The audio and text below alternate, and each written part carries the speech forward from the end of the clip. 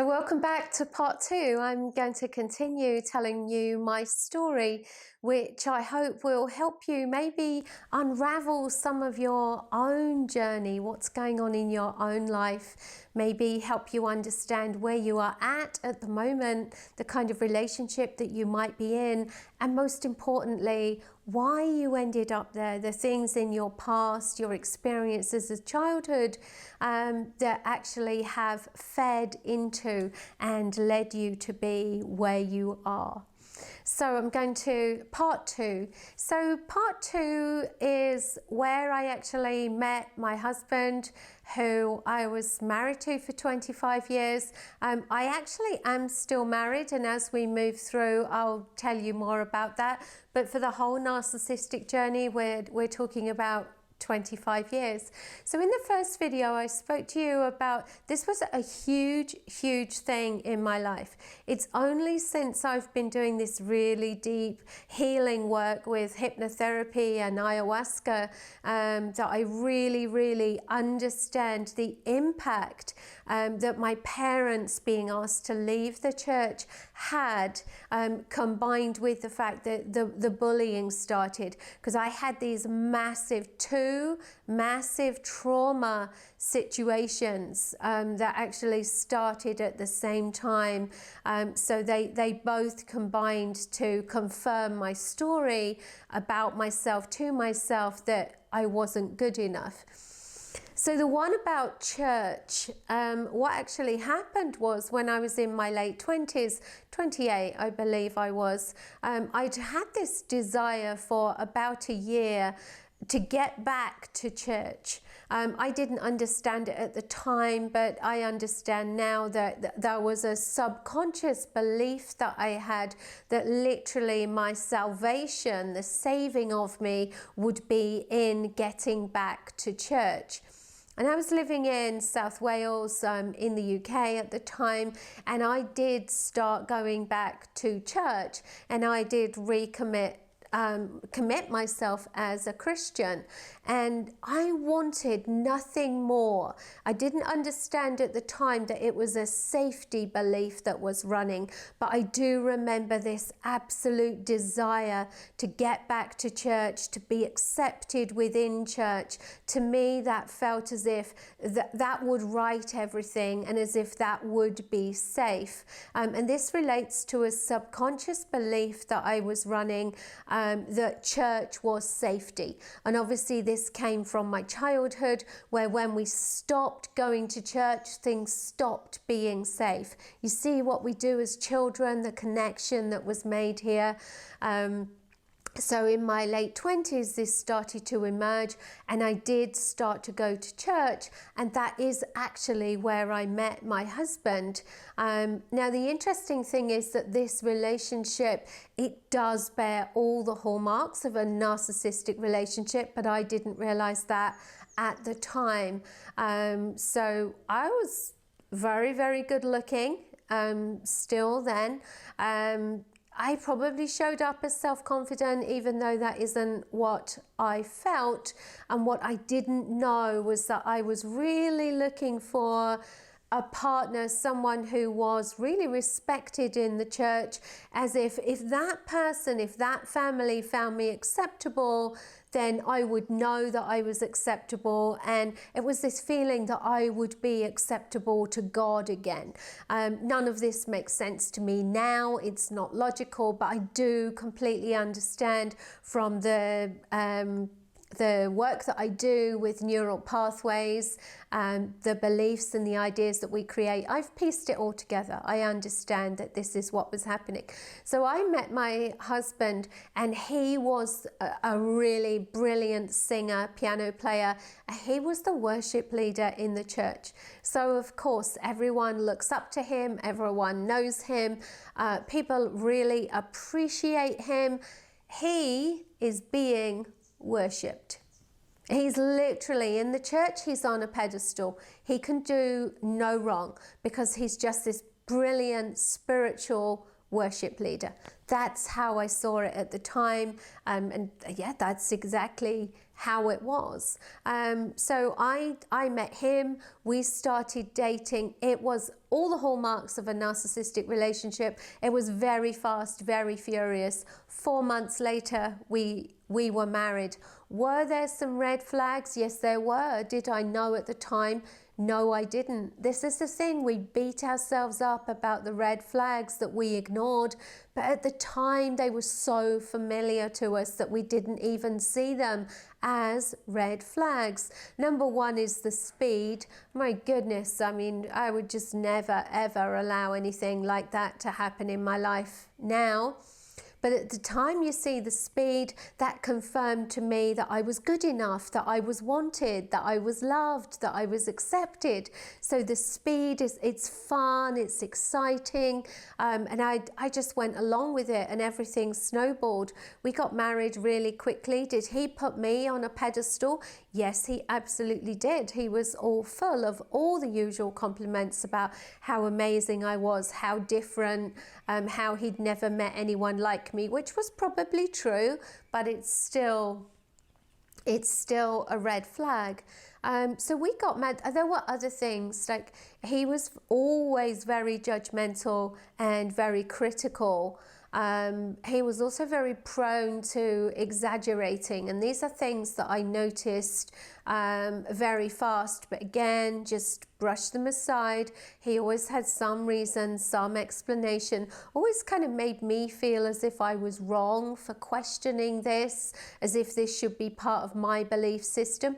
And I think it was very easy for me to get caught up in that. It was as if, oh, you're the one that's really spiritual, you're the Christian, you've got the family, you're the one that everyone looks up to, so of course you're right. I'm just the one that's not good enough, just trying to come in and be a part of this. Obviously all of that was playing out there. So we got married. We had about 8 months. We got married in the April, and it was the following February. And I discovered 1996 would make sense, I think. I discovered that I was pregnant, and I was pregnant with twins. And to be honest, the discard hadn't happened. I think there were definite cracks. There were a lot of red flags because he was very judgmental and very critical, and not always, how do you describe this? Not always exactly truthful. And those things were a real puzzle to me, but they were just the big things that were standing out at the time. Very focused on the rules. And very much a people pleaser. Anything and everything that anyone asked and wanted done, he would say yes to, which is probably where I started to already feel a bit abandoned, a bit discarded. I wasn't important. Other people, especially church and God, were always much more important. So that was starting to show through. But I wonder if the big discard and the real control and the manipulation would have been able to play out other than what happened next, which was that I was very independent, very social. I had a car, a good job, I earned good money. So it was very difficult for anyone to control and isolate me because I had those things going for me. But what happened at 7 weeks pregnant is that I was in a really bad car accident. Left me physically disabled for a few years. And with that, what happened was I was 7 weeks pregnant. I couldn't work, so I wasn't earning money. And I lost my company car.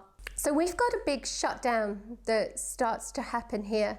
I'm losing my independence, losing any kind of sense of self and self-confidence that earning money and having a job, etc., would have given me. So here we start with the shutdown, the isolation, and it could have been a great experience, except that my husband And I understand completely now. I didn't then, but now what I understand is because of his beliefs, because of what he learned from his childhood, because of all the rules that were running his life, and his own lack of his sense of self and his own self-confidence, no self-belief, although again you wouldn't have seen that on the outside.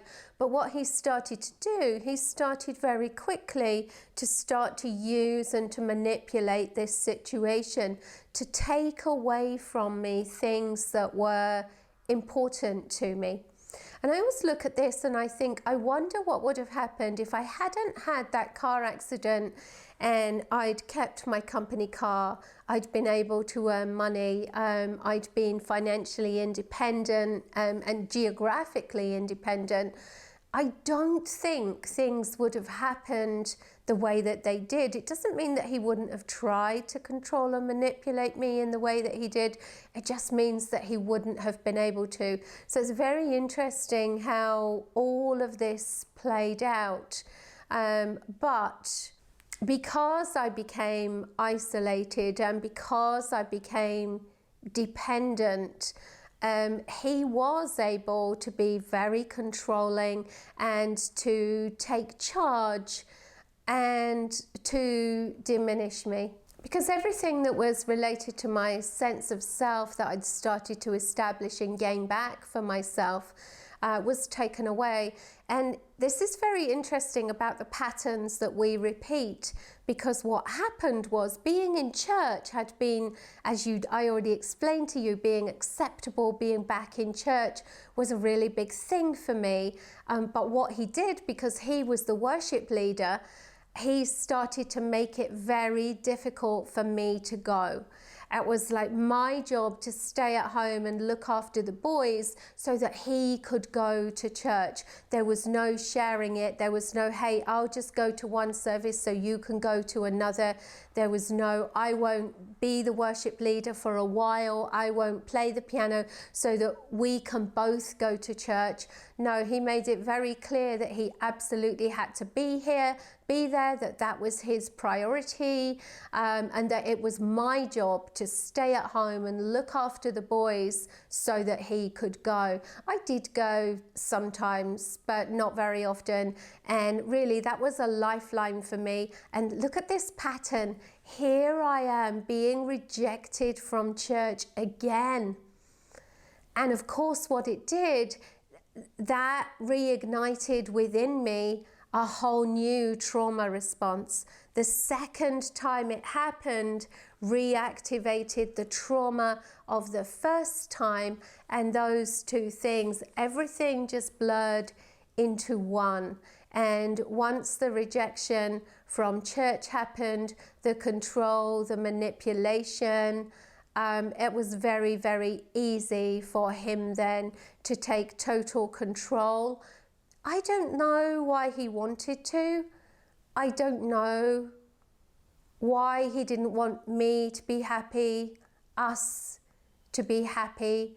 I can only assume, well, from speaking to him as well, he was running his own set of beliefs, his own ideas and rules.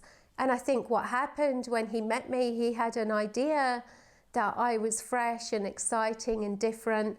And then over a couple of years, the reality set in over how difficult that might be for me to play a particular role, almost to be like his mother, who was a stay-at-home mum, kept everything running so that his dad could live his life. And I think that I was never going to be that person except for this car accident, and that allowed him to really, really take control, because I lost all the things that were enabling me to keep a sense of myself. So I'll tell you more about how this pans out and what happens as we go along in part 3. If you've enjoyed my video, don't forget to give it a thumbs up to show that you like it, and leave a comment. If you ask a question, I'll get back to you.